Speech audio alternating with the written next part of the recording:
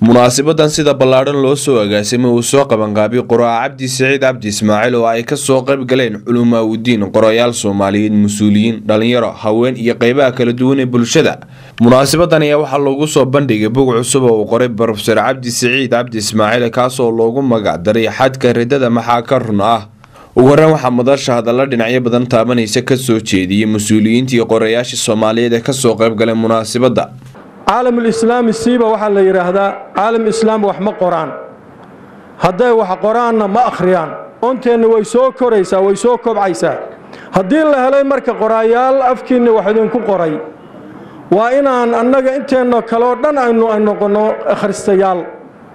وحاربنا إن نقول قار وحقرة قار وحقرية قار سبورتس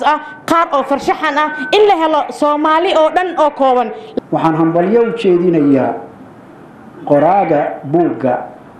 galabtay aanu halkaan u fadhino oo inoo soo bandhigay arrin loo baahan yahay sida runta maadaama aanu muslimiin nahay inaynu wax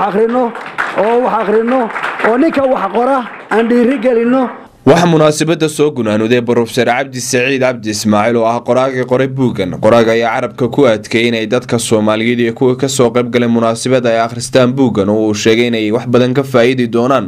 waxa la yiraahdaa qoraagu inuu buugiisa ka hadlo waxba soo ma kordhiso qoraalkii bay nuxurka ka qaadaa akhristuhu asaga ayaa qoraal labaad ah marka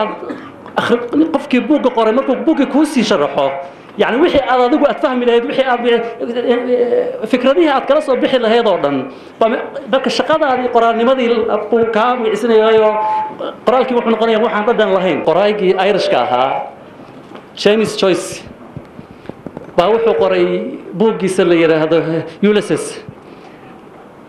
تلو يبدأ لي ورهبلو شيمسو بوجي وحنا ولا فهم واي مركا وحلو بهاي إن هذا وحي جلب عصا إن هذا وحي جلعصه يعني ضدك أو شرحه مرك هذا البيري وحها أنا قرديسو بوجا وحي قاعدة تتوصلنا وحنا تشعلها إن أخرنتيسو إذا كقاعدته تتوصلنا مرك